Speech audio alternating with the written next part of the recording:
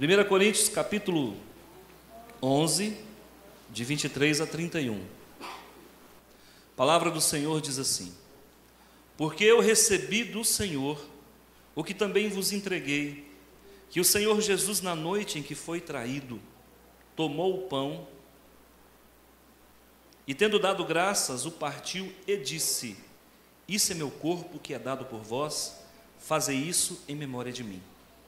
Por semelhante modo, depois de haver ceado, tomou também o cálice, dizendo: este cálice é a nova aliança no meu sangue, fazei isso todas as vezes que o beberdes em memória de mim, porque todas as vezes que comerdes este pão e beberdes o cálice, anunciais a morte do Senhor até que ele venha. Por isso, aquele que comer o pão ou beber o cálice do Senhor indignamente será réu do corpo e do sangue do Senhor. Examine-se, pois, o homem a si mesmo, e assim como do pão e beba do cálice. Pois quem come e bebe sem discernir o corpo, come e bebe juízo para si. Eis a razão, porque há entre vós muitos fracos e doentes, e não poucos que dormem. Porque se nos julgássemos a nós mesmos, não seríamos julgados. Oremos. Meu Deus e Pai, em nome do Teu Filho amado, nós aqui estamos para adorá-lo, para cultuá-lo, para nos portarmos de forma reverente diante de um Deus que é poder e majestade, força e misericórdia. Papai do céu, a Igreja Batista Nacional, a Igreja Corpo Vivo de Cristo, aqui representada, através do Santo Espírito, Senhor, se curva diante do Criador e o sustentador de todo o universo, Tu que és o grande El Shaddai. Senhor, em nome do Teu Filho amado, eu peço que o Senhor abra os céus. Pai de amor, não vale encantamento. Pai de amor, não vale céu de bronze. Pai de amor, não vale ceticismo, incredulidade. Pai de amor, não vale nenhum tipo de bloqueio, porque entre o Senhor e nós e o Senhor já não há mais espaço. O Senhor está no templo, o Senhor está presente aqui, e toda honra é para o Teu Filho Jesus, que morrendo na cruz, Pai de amor, nos concedeu vida, para que possamos andar em novidade de vida, em vida de santidade. Por isso, em nome de Jesus, Pai, derrama o Teu Espírito sobre nossas vidas, aquecendo os nossos corações, retirando tudo aquilo que porventura desagrada o Senhor. Pai de amor, levanta a luz do Teu rosto, não nos permita ser inconfundidos, mas nos concede, Pai de amor, condição de andar nos Teus caminhos. Pai, nós entregamos os nossos caminhos ao Senhor, nós confiamos no Senhor, nós nos agradamos do Senhor. Satisfaça os desejos do nosso coração, em nome do Teu Filho amado. Amém. Queridos, o maior projeto do mundo não está em Dubai. O maior projeto do mundo não está em Manhattan. O maior projeto do mundo não está na Europa. Saibam de uma coisa: o maior projeto do mundo é a igreja. Preste atenção, irmãos. A igreja perseguida, a igreja criticada, a igreja violada, violentada, a igreja, irmãos, mal compreendida, a igreja que confronta, a igreja que não se cala, a igreja que enfrenta as hostes e as hordas infernais. Essa é o maior projeto da humanidade. Olha, Nero não foi capaz de destruí-la. Olha, Cláudio não foi capaz. Domitiano, Diocleciano, nenhum deles foram capazes de destruir a igreja. Nem mesmo, queridos, as forças infernais podem com a igreja. Ela é vencedora. E Jesus claramente nos explica, dizendo que as portas do inferno não prevaleceriam contra a sua igreja. As pessoas falam mal da igreja, porque a igreja é luzeiro. As pessoas não entendem a igreja, porque a igreja, irmãos, ela é a representatividade do reino aqui na terra. Quem é a igreja, pastor? A igreja é uma agência do reino, plantada no meio da escuridão, no meio do nada galáctico, para que o nome do Senhor seja proclamado. Olha, irmãos, no universo todo, 100 bilhões de galáxias, Irmãos, e Deus escolheu a Via Láctea. E Deus escolheu um planetinha obscuro, obscurecido, enigrecido por conta de pecados. E aqui nesse planetinha, sabe, talvez num charco representativamente representando o que há de mais marginal no universo, Deus escolheu o planeta Terra para mandar o seu Filho, que despindo-se da sua glória, vestiu a roupa de homem e aqui plantou o maior projeto do universo, que se chama igreja. Não quero que você saia daqui, sabe, com orgulho institucional. Não, o pastor falou que nós somos... Não, negativo. Saia daqui sabendo que repousa sobre você uma proteção ímpar. Saia daqui sabendo que ninguém poderá deter você, porque em Cristo Jesus você é invencível. Você é irresistível. Você é, em Cristo Jesus, mais do que vencedor. Isso aqui não é frase de efeito, não é frase decorada, isso aqui é palavra de Deus, e aquele que crê no que nós estamos falando, recebe, é profecia para a tua vida. Jesus então, ele veio e ele vai voltar. Só que entre a primeira vinda e a segunda vinda, ele colocou um marco divisional.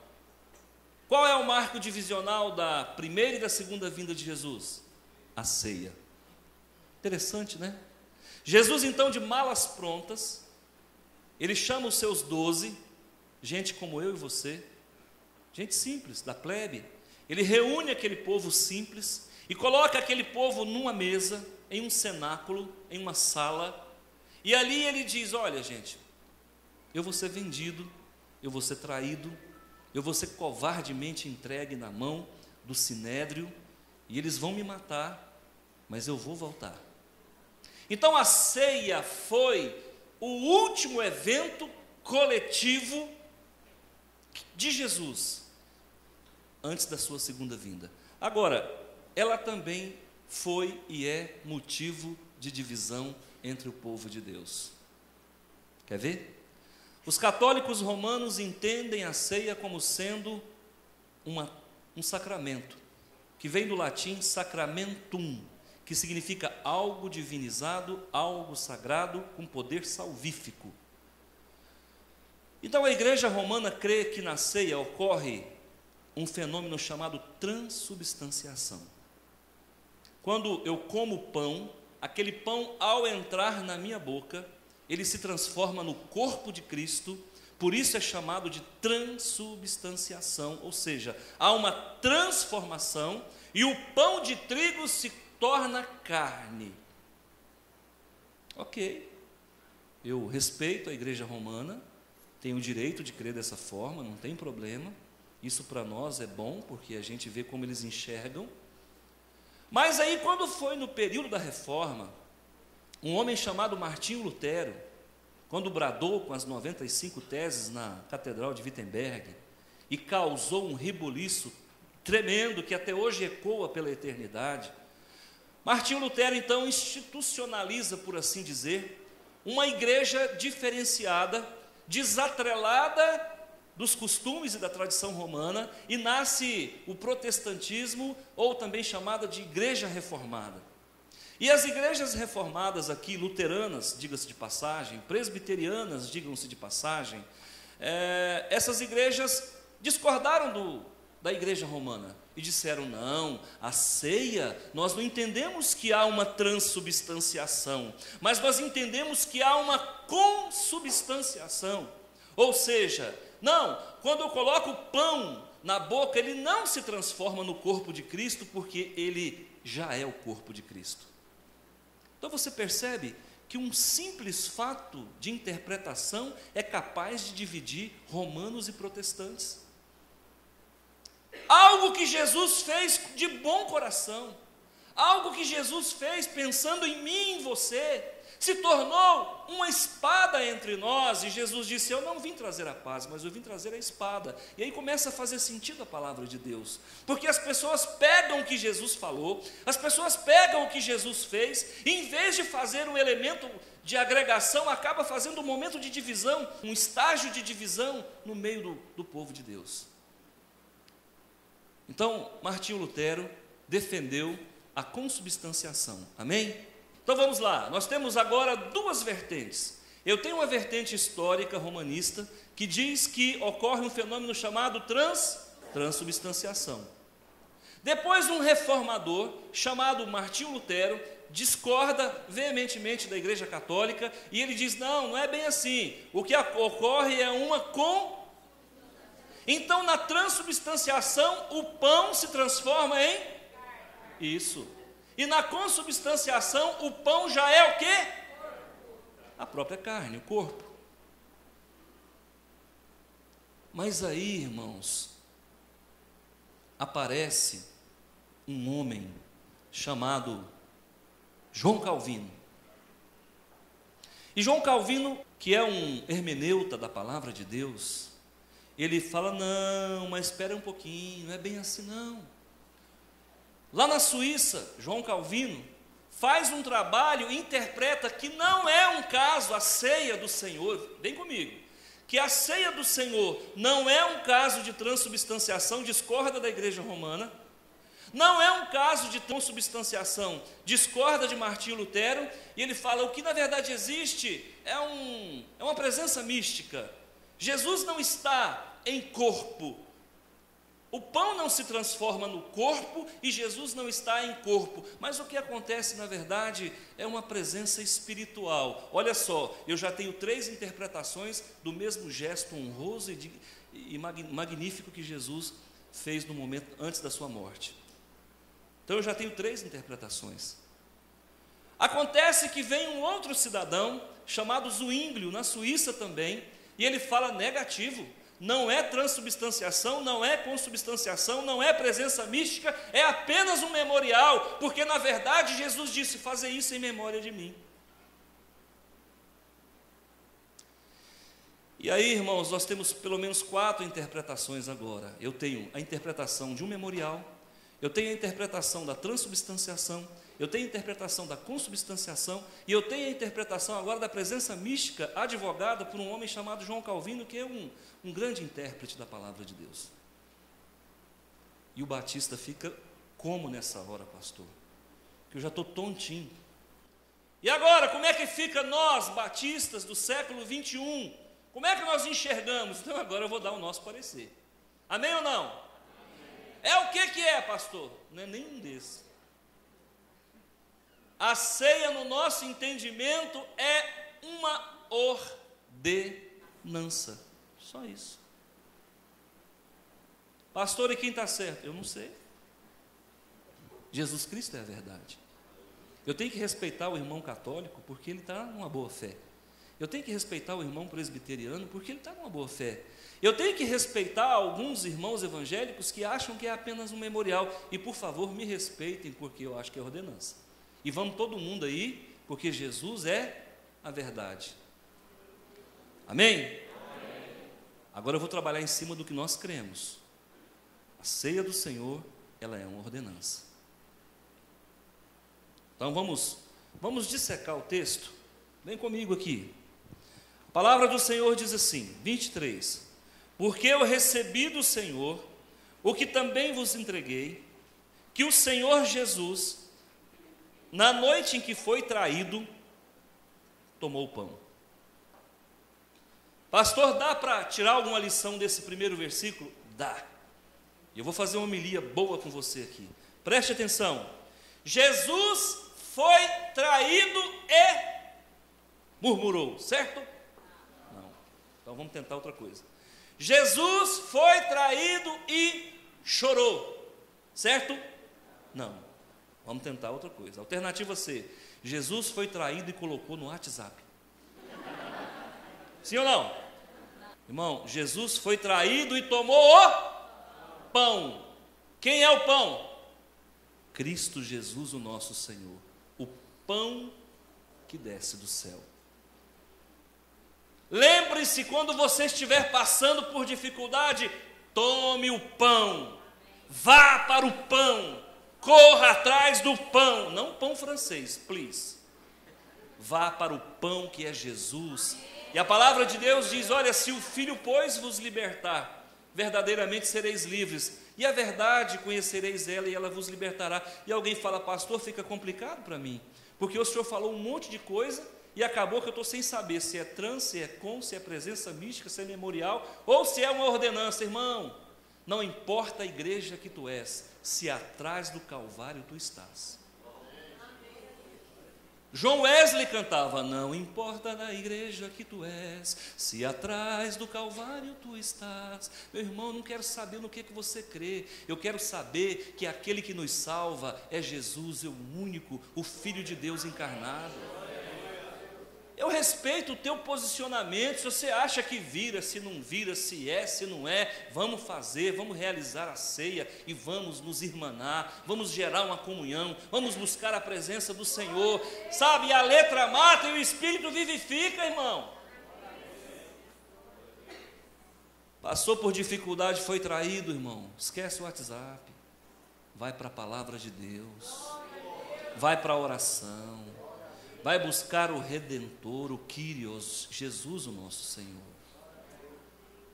Vem a dificuldade, irmão, vá para Jesus. E aí então Jesus, fazendo uso da palavra, ele começa a discorrer sobre os últimos instantes da sua vida. Nada é tão detalhado, num tempo em que não existia televisão, não existia nada, uma morte nunca foi tão bem documentada e tão bem detalhada como a morte de Jesus. E aí ele diz assim: e tendo dado graças, preste atenção, foi traído? Sim, busque Jesus, e na sequência, dê glória a Deus. Em tudo dai graça, porque essa é a vontade de Deus em Cristo Jesus, o nosso Senhor. Pastor, mas como é que eu estou dando graça, pastor? Eu estou passando por dificuldade, irmão. Se você não aprender a passar por dificuldade, se você não aprender a vencer pequenos Golias, você não é merecedor de enfrentar grandes gigantes. Aprenda a lidar com os problemas, fazem parte da vida.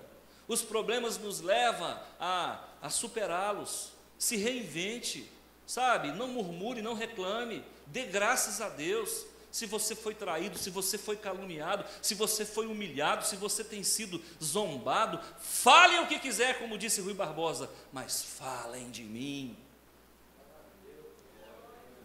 E aí, irmãos, tomou o pão e, tendo dado graças, o partiu e disse: isso é o meu corpo. Aí nasce a visão luterana.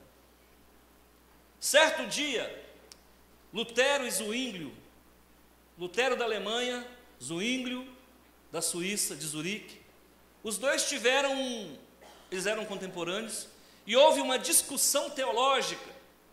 E aí aqueles seguidores de Lutero e aqueles seguidores do outro reformador chamado Zwinglio marcaram um encontro para um grande debate, um duelo teológico. E aí Martinho Lutero chegou primeiro, preparou todo o cenário, arrumou um quadro, escreveu alguma coisa que ninguém viu, tampou aquele quadro e começou então o debate teológico.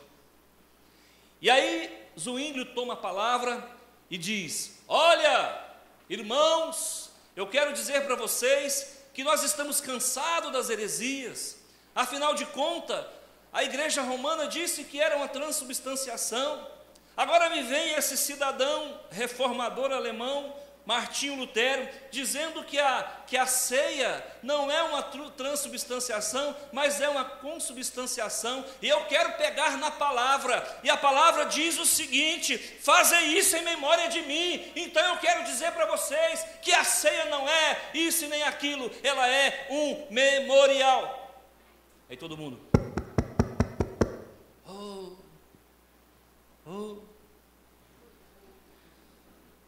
Lutero então se levanta e fala assim: mas eu quero mostrar uma coisa para vocês. Pega aquele pano que tampava aquele quadro, levanta o pano, e sabe o que estava escrito? Isso é o meu corpo. E aí, pastor, e agora?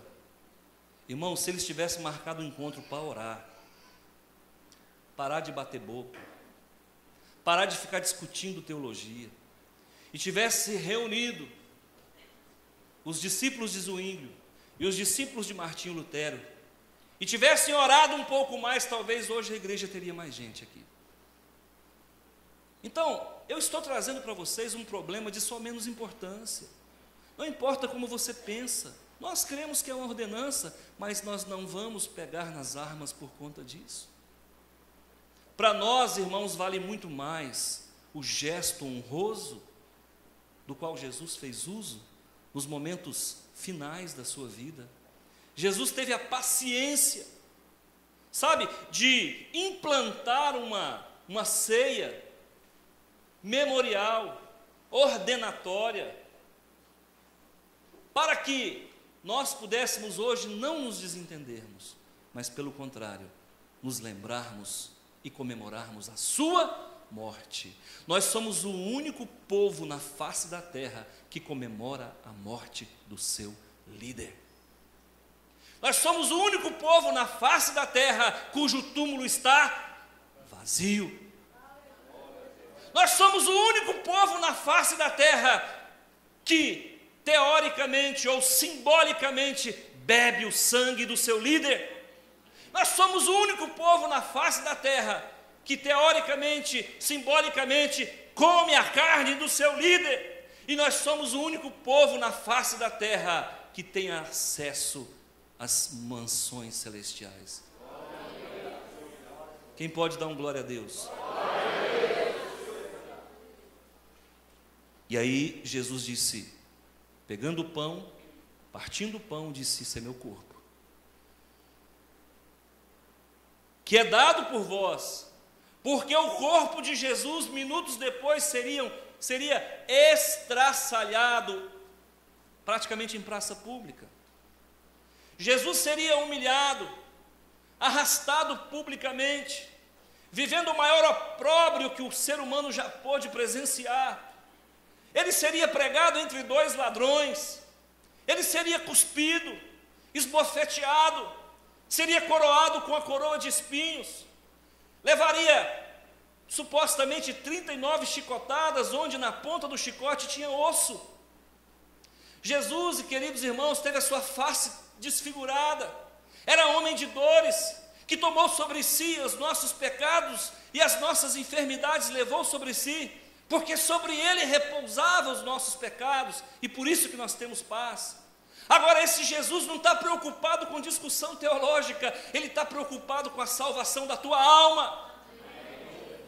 Porque enquanto nós estamos discutindo teologia, as pessoas estão descendo à sepultura e descendo para o inferno, onde vão habitar lá na escuridão por toda a eternidade, e ao final do julgamento de tudo isso, serão lançadas no lago de fogo eternamente. Jesus então disse, isso é meu corpo, entenda como você quiser, e o meu corpo será estraçalhado por você. Fazer isso em memória de mim. Irmãos, tem gente que acha que quando isso aqui vai na boca, transforma em carne. Tem gente que acha que isso aqui já é a carne. Tem gente que acha que isso aqui representa espiritualmente a carne. Tem gente que acha que é apenas um memorial. Tem gente que acha que é ordenança. E você já aceitou Jesus na sua vida? Quem entendeu o que eu fiz, levante a mão. Não estou preocupado com o que você acha. Eu estou preocupado se você já tem o seu nome escrito no livro da vida.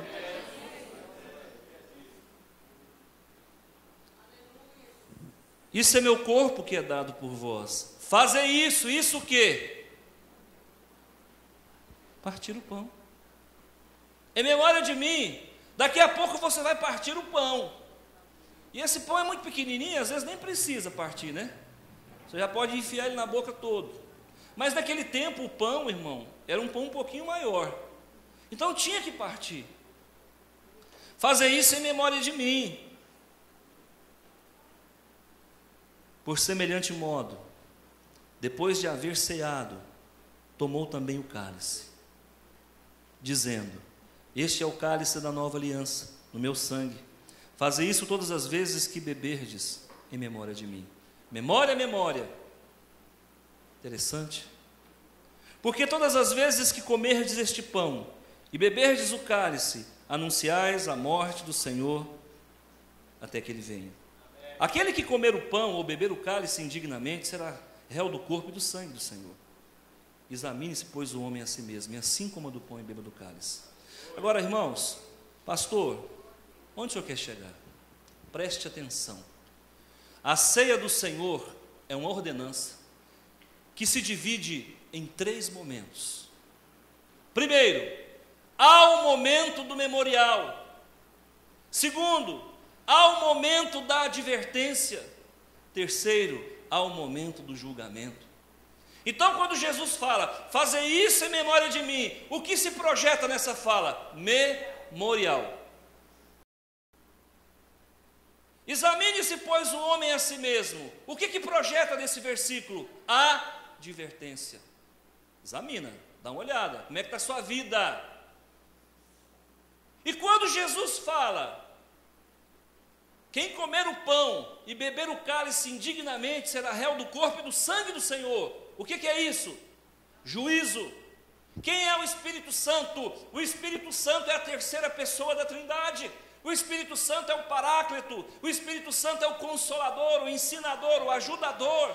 O Espírito Santo, queridos irmãos, é o Jesus na terra. Porque Jesus agora está sentado à destra de Deus Pai, mas Ele disse, eu pedirei ao Pai que vos mande outro Consolador, o Espírito da verdade que o mundo não conhece, e Ele convencerá o mundo do pecado, da justiça e do juízo. Então não tem como realizar a ceia, irmãos, sem que haja advertência. Não tem como realizar a ceia sem que haja a fala do juízo, porque o Espírito Santo está aqui. E não tem como, irmãos, realizar a ceia sem nós falarmos que Jesus morreu pelo meu, por mim e por você. Então a palavra de Deus diz assim, vamos ver? Isso é meu corpo que é dado por vós, fazer isso em memória de todos os milagres que eu fiz, certo? Não. Você faz isso em memória do que? Da morte dele. Que morte é essa, irmãos? Todo dia morre gente. Hoje tem 7 bilhões de pessoas no mundo. Irmãos, a cada segundo morre 60 pessoas no mundo. Nenhuma morte, irmãos, foi capaz de afetar o globo terrestre como a morte desse homem. E a palavra de Deus diz que no dia que Jesus morreu, o véu do templo se rasga de alto a baixo, e a separação que existia entre Deus e o homem já não existe mais. Porque quando Jesus disse, eu sou o caminho, a verdade e a vida, e ninguém vem a mim, vem ao Pai, senão por mim. Jesus e o Pai é o mesmo Deus, sendo o Pai a pessoa primeira, e sendo o Filho a pessoa segunda. Deus é uno na sua essência e trino na sua pessoalidade. Grava isso, igreja. Não deixe esse povo vender heresia para você, bater na sua porta domingo, 8 horas da manhã, mentindo para o povo de Deus, enganando as pessoas, negando a divindade de Jesus e pregando que o Espírito Santo é uma força. É por conta da nossa ausência, da nossa fraqueza e da nossa omissão que essas heresias vão cada dia crescendo mais, levando pessoas aos montes para o inferno. É por conta da nossa omissão, irmãos, que hoje tantas seitas e heresias existem por aí. É por causa da nossa omissão de pessoas como Zwinglio e Lutero, que deveriam estar orando, estavam discutindo teologia, não chega a lugar nenhum, porque a verdade é Cristo. A verdade é uma pessoa, a verdade não é a igreja não tem a verdade é Cristo. E alguém fala assim, pastor, mas por que Deus faz isso?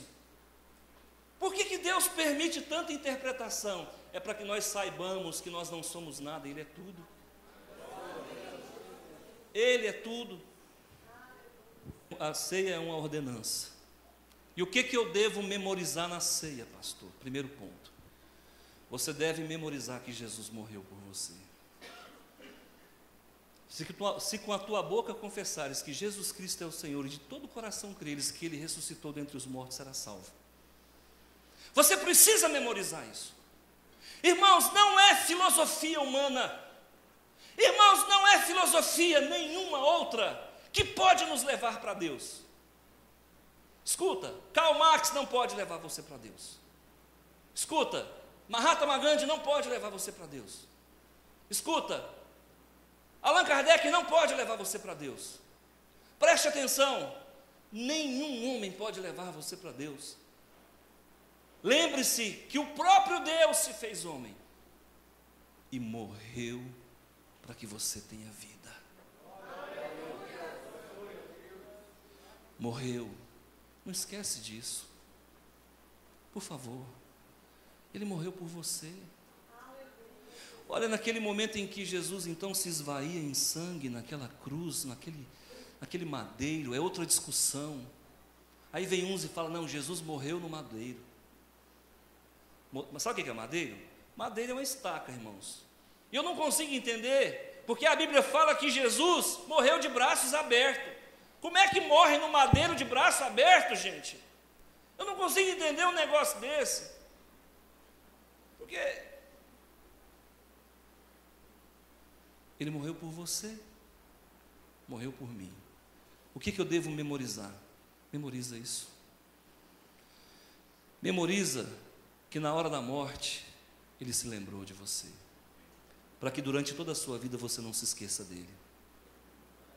Pastor, quantas vezes eu tenho que realizar a ceia por ano? Não tem uma regra.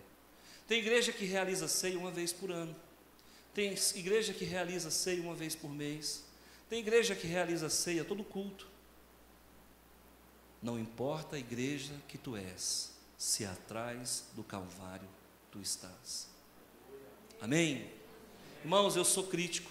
Eu falo a verdade, pelo menos procuro falar. Eu falo contra algumas coisas que eu não creio, mas eu respeito as igrejas. Eu respeito as igrejas. Eu sei que lá na igreja católica tem gente boa. Eu sei que no meio espírita tem gente boa.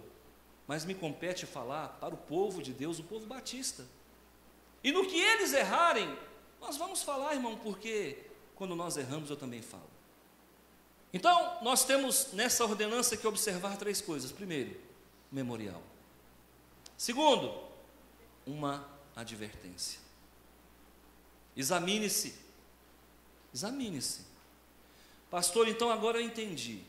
Eu devo examinar-me todo final de mês ou todo começo de mês por ocasião da ceia. Certo ou errado? Não, mas um errado bem xoxo. Certo ou errado? Não precisava tanta força. Irmãos, você tem que se examinar todo dia.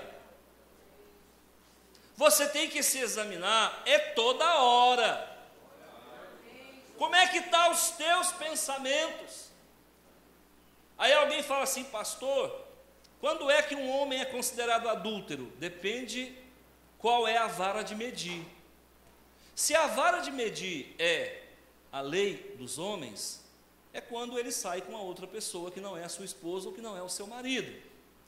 Mas quando você vai para a vara de medir, que é Jesus, você adultera quando você olha para uma mulher com desejo impuro. Pastor, mas então a peneira é fina, por isso que você tem que se examinar toda hora. E quando a Bíblia diz, orai sem cessar, é para não sobrar tempo para você pecar. Você precisa se examinar o tempo todo. Irmão, faz um check-up, faz uma clínica geral, uma ressonância teomagnética. Faz um Sedex Deus, todo dia 10 da manhã. Porque quando você começar a se examinar, o Espírito Santo se agrada dessa atitude, e ele joga mais luz na tua vida. E quando ele joga mais luz na tua vida, você enxerga um pouco mais. Terceira questão que eu quero enfatizar.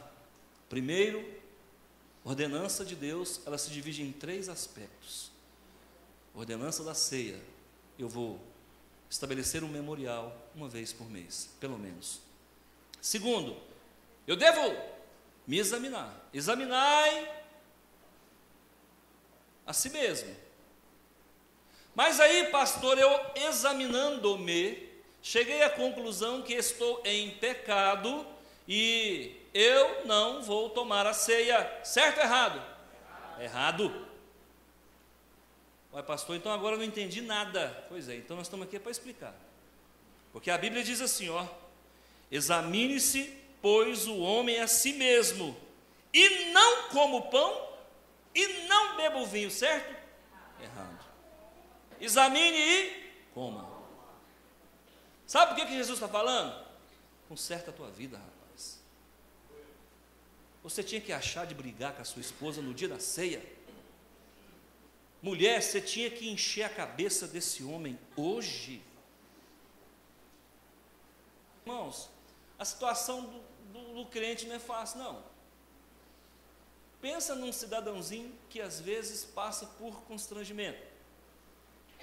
Se o diácono não comparece aqui para poder realizar o ofício da ceia, se ele não toma o vinho e não come o pão, é por quê? Porque ele se examinou e está em pecado.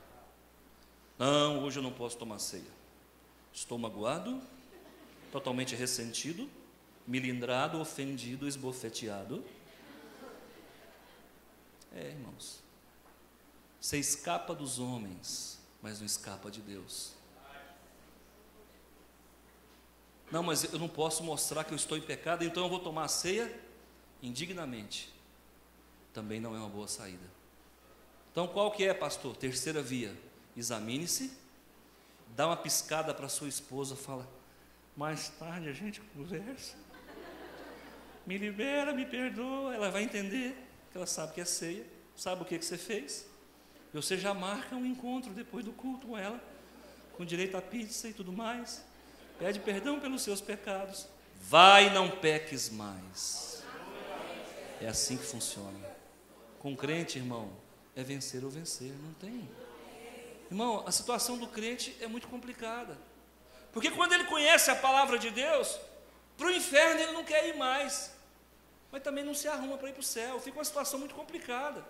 Então eu quero em Cristo Jesus dar roupas brancas para vocês. Mas a ordenança ela tem um terceiro aspecto. Qual é? É o julgamento. A palavra do Senhor diz assim: pois quem come e bebe sem discernir o corpo é isso? Escuta, é isso? Não. Então, você já viu que não é nem trans e nem com todo respeito. O corpo é o quê? Jesus. Se você comer o pão e você não estabelecer um memorial de valorizar a morte do Senhor Jesus, se você comer o pão e não fizer uma lavagem, uma purificação, com o melhor e maior saponáceo que o mundo já viu, que se chama sangue de Jesus, e você colocar esse pão na tua boca, a Bíblia está dizendo que você vai adoecer. E a Bíblia está dizendo: eis a razão porque há entre vós muitos fracos na fé, muitos doentes na fé e muitos que já morreram na fé. Vem para a igreja, mas o pensamento está no pós-igreja, no pré-igreja. O pensamento está no bebedouro da igreja, está no WhatsApp do bolso que não desliga e de vez em quando, de uma forma 007, dá uma teclada durante o culto. Sofre de uma síndrome de andarilho dentro da igreja.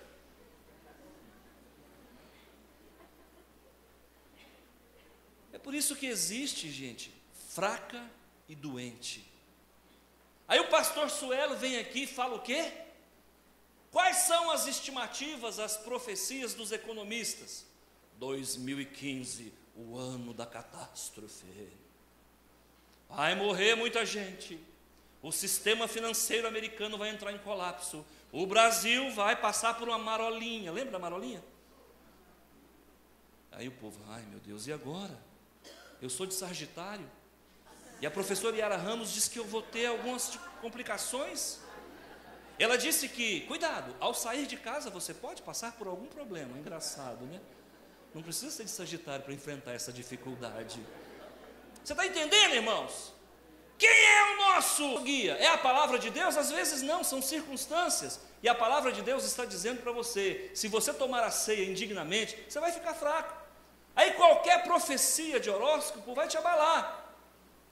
Dá uma pandemia de vírus da gripe lá na Suécia, você fica gripado aqui. Por favor, irmão, irmã, em Cristo Jesus você é mais que vencedor, lembra? Em Cristo Jesus, irmãos, você é mais que vencedor. Agindo Deus a teu favor, quem impedirá? Se o Senhor é contigo, quem poderá ser contra você?